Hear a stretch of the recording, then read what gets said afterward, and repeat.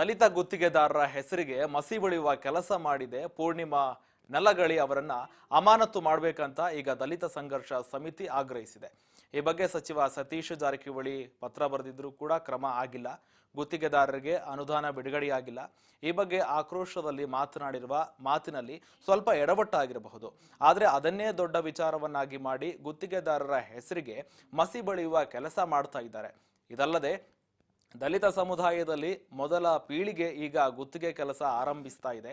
ಇಂತಹ ಸಂದರ್ಭದಲ್ಲಿ ನೈತಿಕ ಬಲ ಕೂಡ ಕುಗ್ಗಿಸುವ ಕೆಲಸ ಕೂಡ ಸರಿಯಲ್ಲ. ಹೀಗಂತ ಸರ್ಕಾರ ಕೂಡ ತಕ್ಷಣ ಕ್ರಮ ಜರುಗಿಸಬೇಕು.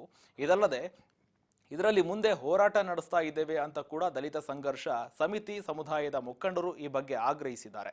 ಬಿಟ್ಟು ಈಗ ಹೆಣ್ಮಕ್ಳು ಆಯ್ತು, ಹೆಣ್ಮಕ್ಳ ಬಗ್ಗೆ ನಮಗೆ ಗೌರವ ಇದೆ, ಅದನ್ನ ಬಿಟ್ಟು ಸಡನ್ ಆಗಿ ಹೋಗಿ ಕೋಪ ಮಾಡಿಕೊಂಡು ಕಂಪ್ಲೇಂಟ್ ಮಾಡೋದು. ನಿಮ್ಮಂಥದ್ದಲ್ಲಿ ಹಿರಿಯ ಅಧಿಕಾರಿಗಳು ಅವ್ರಿಗೆ ಫೋನ್ ಮಾಡಿ ಹೇಳಿದ್ರೆ ಅವ್ರು ಕನ್ವಿನ್ಸ್ ಆಗ್ತಾರೆ ಇದು ತಪ್ಪಾಗಿದೆ ಹಂಗಾಗಿ ಅವರು ಅವ್ರ ಮೇಲೆ ದೂರ ದಾಖಲಿಸಿದ್ದಾರೆ. ಪೂರ್ಣಿಮಾ ನಳಗಲಿ ಅಂತ. ಏನ್ ಡಿಸಿಗ್ನೇಷನ್ ಏನು ಅವರು ಎಡಬಲಿ ಅಸಿಸ್ಟೆಂಟ್ ಎಕ್ಸಿಕ್ಯೂಟಿವ್ ಇಂಜಿನಿಯರ್. ನಮ್ಮ ಡಿಮ್ಯಾಂಡ್ ಏನಂದ್ರೆ, ಈಗ ನಮ್ಮ ದಲಿತ ಒಬ್ಬ ಗುತ್ತಿಗೆದಾರರಿಗೆ ಅವರು ದೂರ ದಾಖಲಿಸಿ ಅವಮಾನ ಮಾಡಿದ್ದಾರೆ.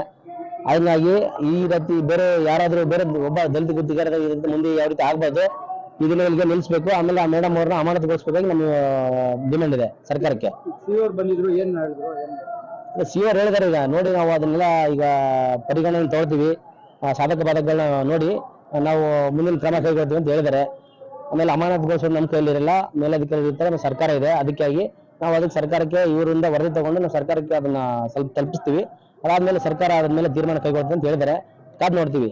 ಈಗ ಪ್ರತಿಭಟನೆ ಮಾಡೋಕ್ ಮೊದಲು ಅವ್ರಿಗೆ ಏನು ತಿಳಿಸಿರ್ಲಿಲ್ವಾ? ಪ್ರತಿಭಟನೆ ಮಾಡೋದಕ್ಕಿಂತ ಮುಂಚೆ ಅವ್ರಿಗೇನು ತಿಳಿಸಿಲ್ಲ. ಅವ್ರಿಗೆ ತಿಳಿಸಿದ್ರೆ ಸರ್ ನಾವು ಪ್ರತಿಭಟನೆ ಮಾಡೋಕೆ ಏನು ಬಿಡ್ತಾರೆ ಅವರು? ಪ್ರತಿಭಟನೆ ಮಾಡೋಣ ತಿಳಿಸಿಲ್ಲ. ನಾವು ಅವ್ರ ವಿರುದ್ಧ ಪ್ರತಿಭಟನೆ ಮಾಡ್ತೀವಿ ಅಂತ ಅವ್ರಿಗೆ ಹೇಳಿ ನಾವು ಏಕಾಗಿ ನಾವು ನಮ್ಮ ಸಂಘಟನೆ ವತಿಯಿಂದ ನಾವು ದಲಿತ ಪರ ಸಂಘಟನೆಗಳು, ಆಮೇಲೆ ನಮ್ಮ ರಾಜ್ಯ ಕರ್ನಾಟಕ ರಾಜ್ಯ ಗುತ್ತಿಗೆದಾರ ಸಂಘ ಎಲ್ಲವನ್ನು ಒಳಗೊಂಡಂತೆ ನಾವು ಹಂಗಾಗಿ ಅವರು ಅವ್ರ ಮೇಲೆ ದೂರು ಈಗ ನಮ್ಮ ಗೌರ್ಮೆಂಟ್ ಅಫಿಷಿಯಲ್ ದೂರು ಗುತ್ತಿಗೆದಾರರ ಮೇಲೆ ದಾಖಲಿಸಿದ್ದಾರೆ. ಈಗ ಅದರದ್ದು ಏನೇ ದಾಖಲೆ ಇರೋದು ನಾವು ಚೆಕ್ ಮಾಡ್ತಾ ಇದೀವಿ.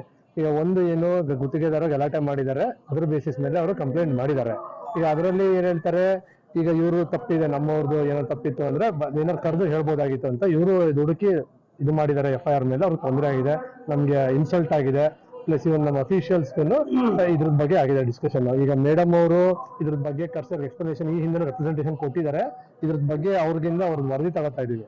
ಅವ್ರದ್ದೇನು ಯಾರು ತಪ್ಪಿದೆ, ಏನೇ ತಪ್ಪಾಗಿದೆ ಅದನ್ನ ಪರಿಶೀಲಿಸಿ ಅದ್ರ ಬಗ್ಗೆ ಕ್ರಮ ತಗೋತೀವಿ. ಮುಂದೆ ಈ ತರದ್ದು ಇನ್ನೊಂದು ಈಗ ದಲಿತ ಗುತ್ತಿಗೆದಾರರ ಬಗ್ಗೆ ಏನಾಗಿದೆ ಈ ತರ ಮುಂದೆ ಏನು ಇಲಾಖೆ ಪರವಾಗಿ ಆಗಲ್ಲ.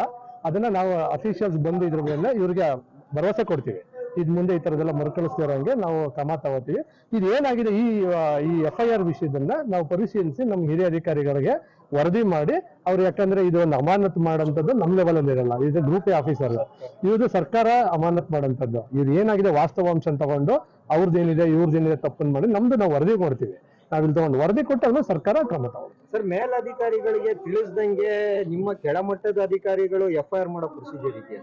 ಇಲ್ಲ, ತಿಳಿಸದಂಗೆ ಅಂತ ಇರಲ್ಲ, ಅವರು ರೈಟಿಂಗ್ ಅಲ್ಲಿ ಕೇಳಿರ್ತಾರೆ. ಈಗ ಏನೋ ಒಂದು ತೊಂದರೆ ಆಗೈತಿ, ಈಗ ಒಂದು ನಮ್ಗೆ ಹಿಂಗ್ ತೊಂದರೆ ಆಗ್ತಿದೆ ಅಂತ ಹೇಳಿದಾಗ ಮೇಲಧಿಕಾರಿಗಳು ಏನೂ ಇಲ್ಲ ಸುಮ್ಮನಿರ್ರಿ ಅಂತ ಹೇಳಿದ್ರೆ ನಾಳೆ ಏನಾದ್ರು ಅವ್ರಿಗೇನಾದ್ರು ಹೆಚ್ಚು ಕಡಿಮೆ ನಮ್ಮ ತಲೆ ಮೇಲೆ ಬರುತ್ತೆ. ಈಗ ಮೇಲಧಿಕಾರಿ ತಿಳಿಸ್ತಾ ಇರೋದಂತಲ್ಲ, ಅವರು ಏನದು ಒಂದು ದೂರ ಅಂತ ಅಂದ್ರೆ ಅವ್ರು ಏನಾಗಿದೆ, ತೊಂದರೆ ಏನಾಗಿದೆ ಹಾಗೆ ಇದು ಪರಿಶೀಲನೆ ಇದೆ, ಇತ್ಯರ್ಥ ಆಗಿಲ್ಲ, ಇನ್ನೂ ಪರಿಶೀಲನೆಯಲ್ಲಿದೆ. ಇತ್ಯರ್ಥ ಆದ್ಮೇಲೆ ಗೊತ್ತಾಗುತ್ತೆ ಯಾರು ತಪ್ಪು ಏನಂತ. ಯಾರು ತಪ್ಪಿದ್ರೆ ನಾವು ಸರಿ ಮಾಡ್ತೀವಿ. ಒಂದೇಳೆ ಗುತ್ತಿಗೆದಾರರು ತಪ್ಪಿದ್ರೆ ಅವ್ರಿಗೂ ಕರೆದು ಈ ತರ ಮಾಡ್ಬೇಡಿ ಅಂತ ಹೇಳ್ತೀವಿ.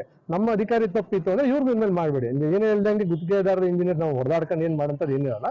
ಇನ್ನೊಂದು ನಾವು ಇಲ್ಲಿ ಕೆಲಸ ಮಾಡಕ್ಕೆ ಬಂದಿರೋದು ಅವರು, ನಾವು ಇಲ್ಲಿ ಕೆಲಸ ಮಾಡ್ಸಕ್ಕೆ ಇರೋದು. ಅದನ್ನ ಬಿಟ್ಟು ನಮ್ಮ ವೈಯಕ್ತಿಕ ದ್ವೇಷ ಏನೂ ಇಲ್ಲ, ಅವ್ರಿಗೂ ಇಲ್ಲ ಇವ್ರಿಗೂ ಇಲ್ಲ. ಅವರು ಕೆಲಸ ಆಮೇಲೆ ಇವ್ರೇನು ಹೊಸಬ್ರು ಅಲ್ಲ ಹಳಬ್ರು ಅಲ್ಲ. ಅವ್ರು ದೂರು ಈಗ